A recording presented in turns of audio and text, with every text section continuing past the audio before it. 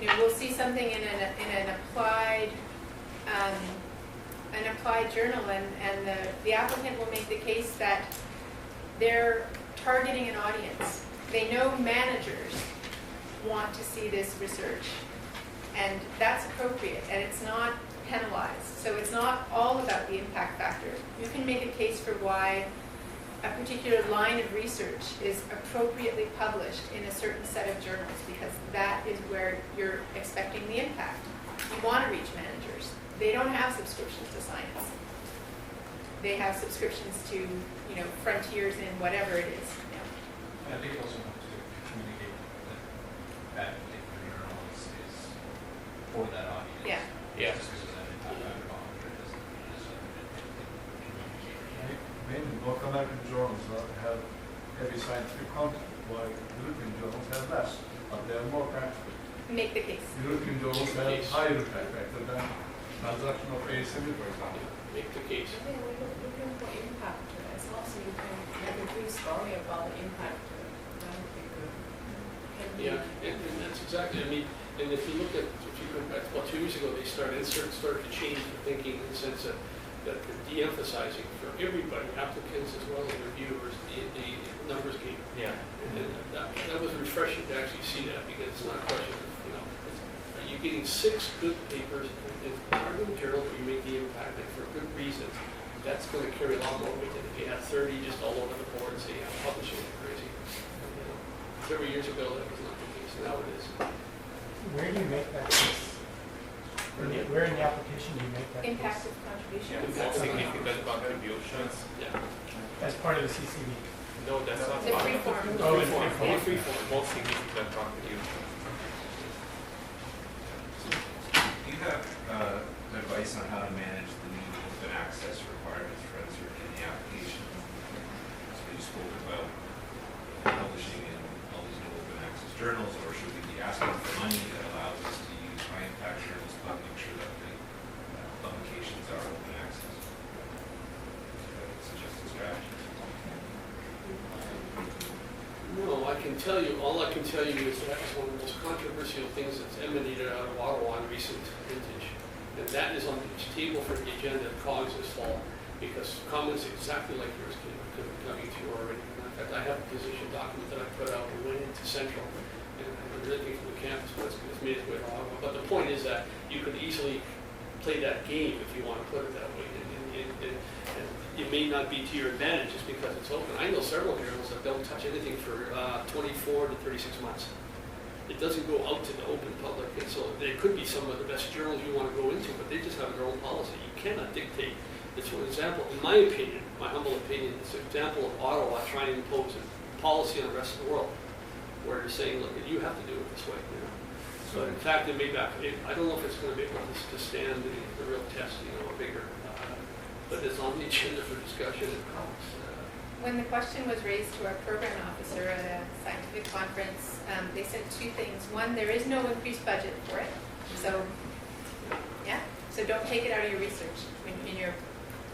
Don't decrease your budget to make room for this. The second thing is that they are aware of the community's alarm, I guess would be the right word, and that they're looking at various ways in which this requirement can be met, like those forums where you can put a manuscript form, an unformatted article online, that sort of thing, to try to alleviate the burden that is likely to cause. Since I'm looking for the IEEE journals, I don't think the requirement has to be completely open access. You put your own papers on your own website, because IEEE allow you to do that. I think it's kind of like to satisfy the requirement that this is. Some of those, it's illegal though. That's For a right. scientific agreement. That's how we do it. But often it's just the final format that's illegal, not the manuscript. And if you can do that, then that may be the workaround. But they're aware that there's going to have to be some kind of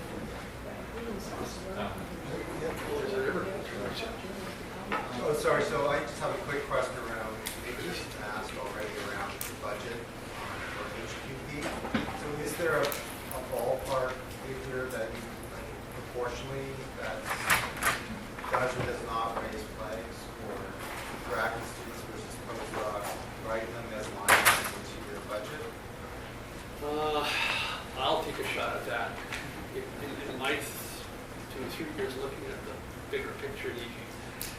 First of all, you shouldn't budget for postdocs, not with Discovery Group. There's other monies for that elsewhere. You can partially, but you're better off using it for undergraduate, graduate training, even technicians, not postdocs, because they'll swallow up all your budget before you know it, unless you've got something to share with.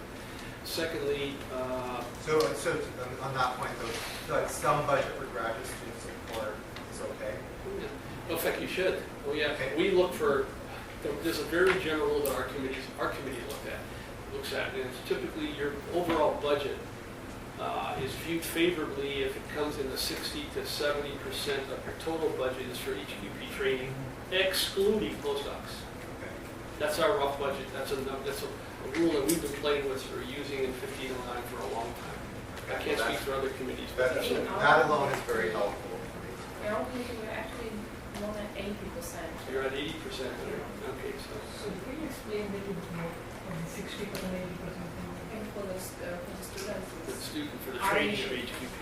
Yeah, most of it goes to salaries anyway. yeah. That's right. So how much is that? Maybe 6 or 7,000? You basically have maybe a few K for Travel. travel and a few K for publication. Oh, I see. Yeah, things like that. Equipment, minor equipment, small pieces of equipment that You you guys are expecting that a lot of money comes from the other grants supporting this one, right? That's a seed money, right? That's easy.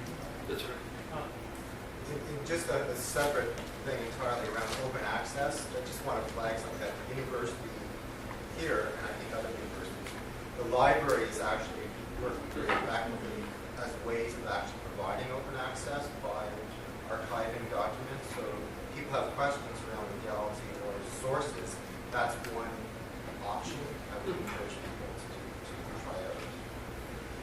Because UBC is, for instance, providing a lot of archiving that will satisfy open access requirements. Is your feeling that people should bother to try to address that change? At this point, I would say yes. Honestly, I would honestly advise don't even try to address it because it's still under advisement. Yeah, and I think I'm coming from the shirk domain, but I think there is a real sense that this is going to be solved institutionally, not Correct. at the Don't even try to. level of- That's a very good point. Yeah. So put your effort and time into other aspects of developing. Don't walk away from that from a time perspective. Thank you.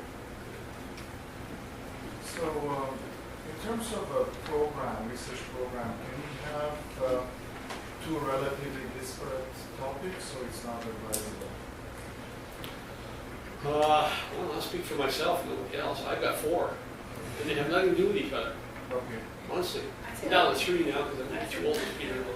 But I've had 4 continuously. And they have absolutely no connection. Just 4 different programs that have been doing this for several decades, progressing along the way. And I collapsed one of them. I think Except- that your committee is really nice, but it doesn't work here. That's what in your committee. No, I think I did a mistake myself. When I knew my first answer to discovery, I put 2 topics. Okay. And I got pretty bad with the score for my proposal. And then when I served on the committee, I asked the SSA, it would be very hard going to be excellent on one topic and how can you be on 2? So it's basically pretty bad. Very bad. At least a lot of committees. Pretty bad. But Tim, I should qualify that. I mean, making a point. I mean, I'm in the environmental area, so I can put a lot of stuff under environmental umbrella. You know, everybody knows. So I have water quality and so forth. But if I were to go into the structures area or turn out to be geotech, I would get slaughtered. I mean, it would have gone a long time ago. So that's what you got to be careful of. But if you can take a major topic, we have a number of those in the committee where they've taken a major topic and they've fanned it out into 2, 3, 4 topics that are interrelated, yet they're distinct. They have their own target. That's fine. That's absolutely fine.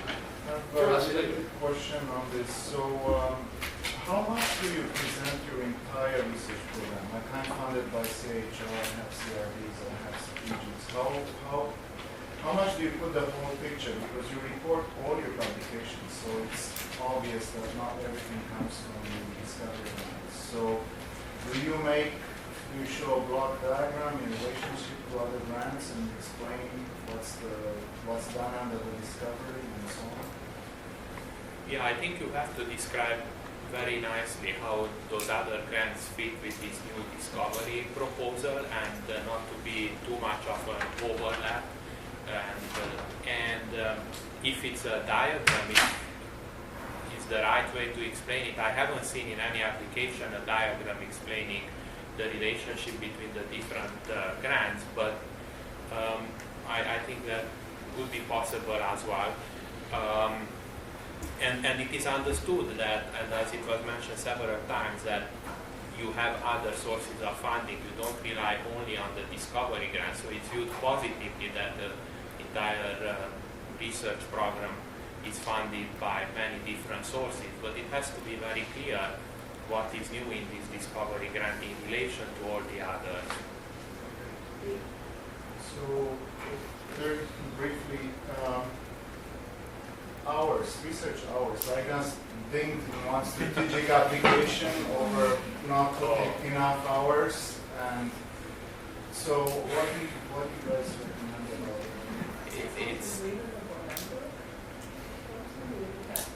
it? I don't think our committee really looked at the hours. I mean, we all know that sometimes people work 25 hours out of 24 or something like that.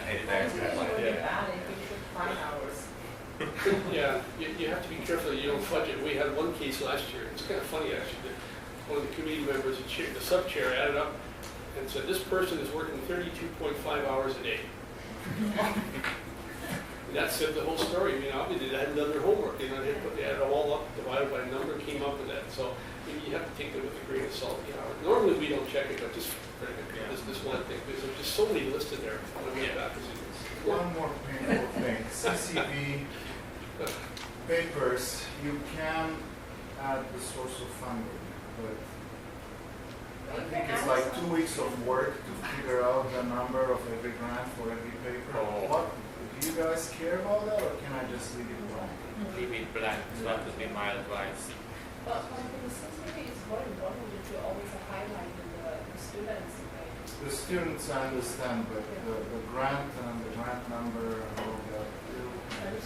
Yeah. I guess it's quite common in your community. Not highlighting your student names makes committees grumpy. Agreed. Yeah. Because we have to go through and do it. Like your first reviewer will go through and do it because they don't want you to be disadvantaged by you not doing it, which is not to say don't do it because it's annoying. It's very annoying. So just a reminder. That's worth it. To highlight your students is with an asterisk. Yeah. That pays off. Well, except this is the heart of what's wrong. My other computer scientist, this isn't embarrassing. This is just insulting. The way you highlight it is about 16 different pull downs on a menu. And you can't say, show me a spreadsheet format of all of my things and I'll just check off, the co-authors. No one should be allowed to work in a grant office who hasn't filled out a common CV.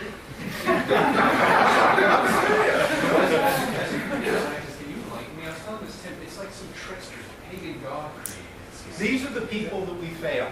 Have you seen that? Have you seen the YouTube thing with Hitler talking about reviewer number 3? And he says his hands are the ones that we fail. Okay. The people who aren't that good are the ones who implement systems for Ottawa.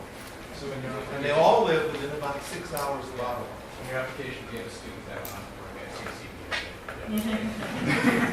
If we could take their degree back, we would. All I can assure you, don't blame the messenger. The messengers are working with the university systems and so forth. I can assure They're you terrible too. that NSERC was the guinea pig for the new CCV 3 years ago when it came out. Unfortunately, they had no head. NSERC staff had no heads up on this. Because there was a complete vacuum at the Yeah, top. and it was a facetious comment by the outgoing chair of NSERC, who's now the president of McGill University. Anyway, he said, quote unquote, it's just another data gathering exercise by the conservative government, unquote. That was her parting shot at the COGS meeting. But there is a pattern here because you've already discussed this issue about the open access. I'm actually in favor of the cost implications